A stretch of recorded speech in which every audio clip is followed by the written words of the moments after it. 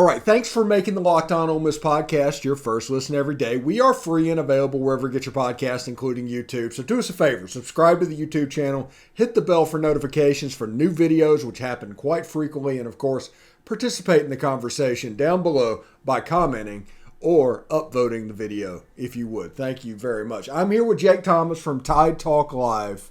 We're going to talk about the Alabama Crimson Tide a little bit. And Jake, what is up with Alabama this year?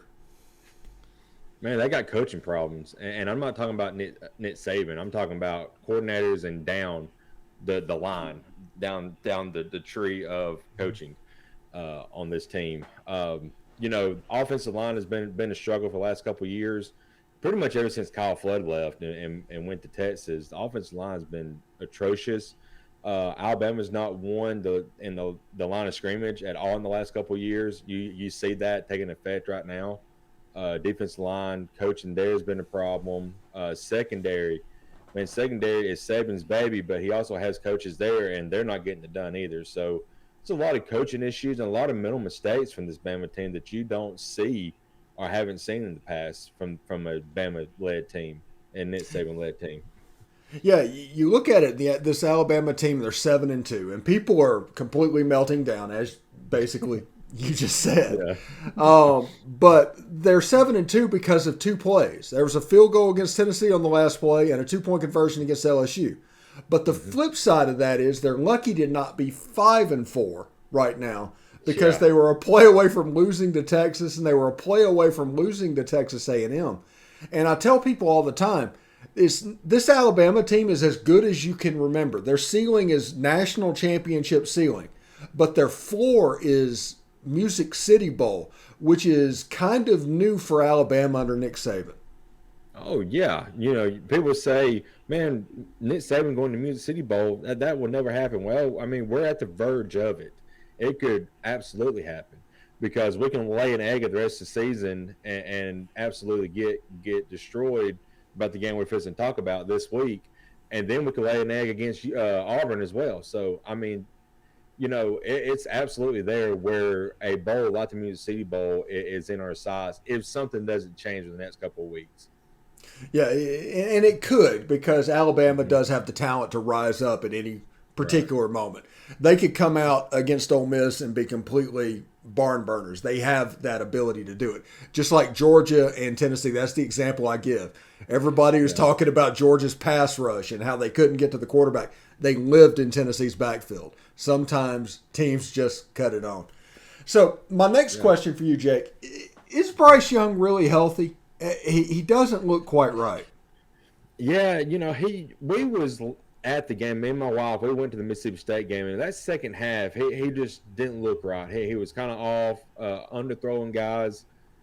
And then you turn around to this week, and he was underthrowing guys by 10 yards or more. I mean, it did not look like Bryce was in his element. He wasn't in his element. He was out of shape. And I don't think he's 100% healthy, but I know mentally that interception in the end zone kind of messed with him throughout the night, and he just got very, very cautious when we needed him to make a play. He just got too cautious. But going back to him being healthy, I don't think he's 100%. He may be about 80, 85. Okay.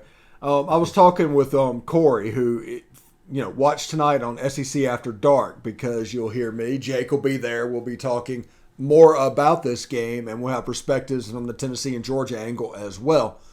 But if you look at the LSU game, teams have discovered that just bull rushing up the middle and pressure up the middle is the best way to affect Bryce, because let's be real, he may not be Kyler Murray short, but he's probably 5'11", 6 foot in lifts a little bit, and that is many of his passes. That interception was on anticipation, but his pass wasn't where the receiver wasn't where he thought they would be.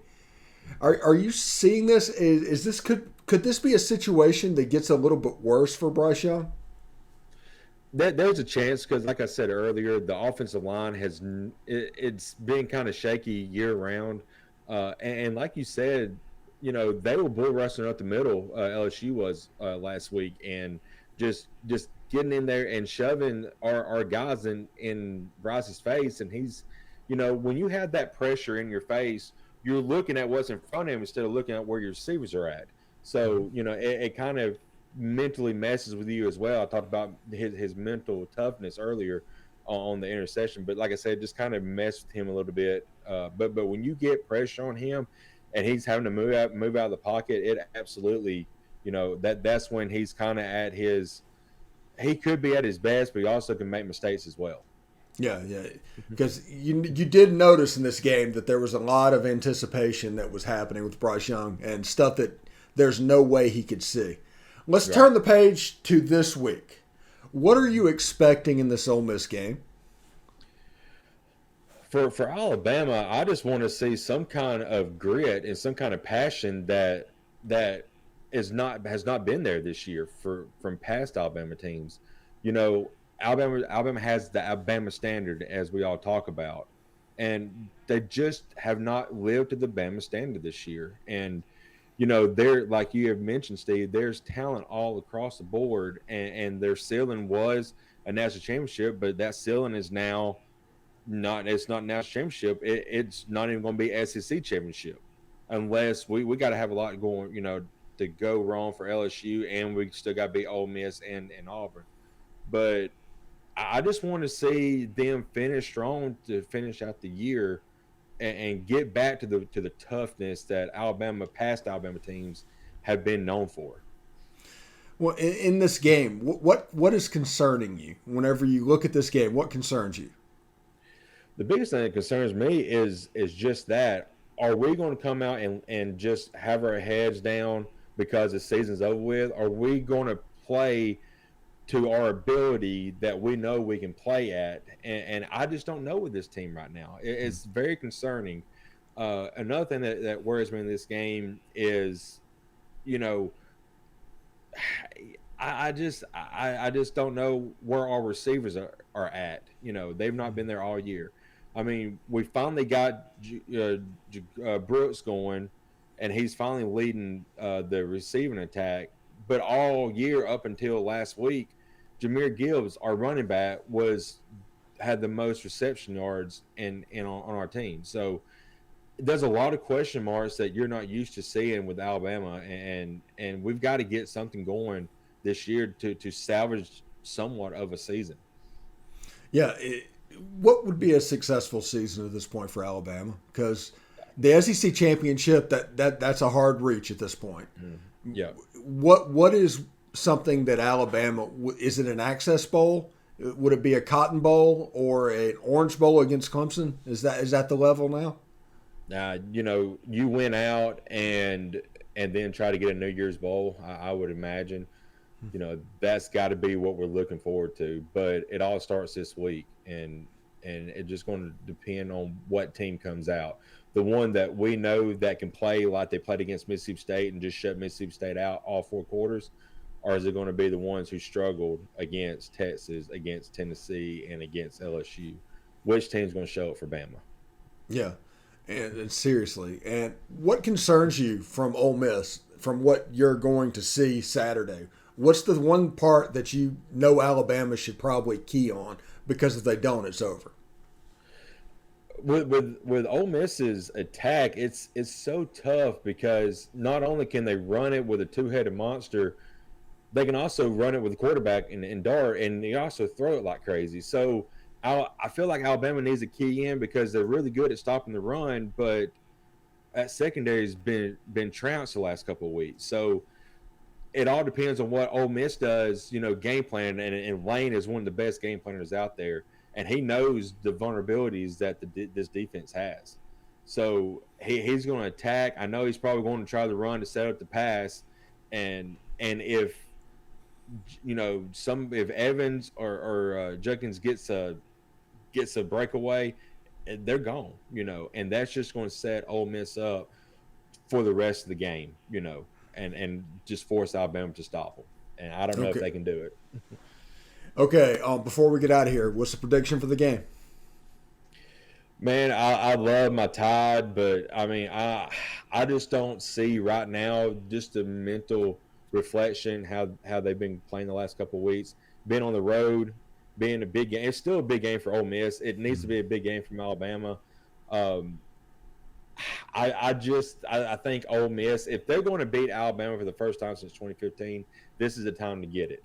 You got Alabama who's licking their wounds right now, but on the flip side, Steve, if Alabama comes out the way they're playing like they need to, it could get ugly, like you said, in a hurry. I just don't know which team is going to show up. Yeah. But right now, in my heart of hearts, I think Ole Miss is going to win, and I think it may be like 38-30 type game.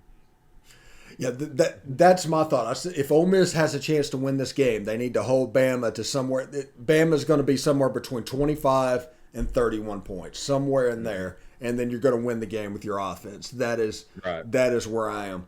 Thank you very much, Jake, and thank you guys for making the Locked On Ole Miss podcast your first listen today. For your second listen today, check out Locked On Sports Today. From the games that matter the most to the biggest stories in sports, go beyond the scoreboard and behind the scenes with the local experts and insight only Locked On can provide. Locked On Sports Today, available on this app, YouTube, and wherever you get your podcasts.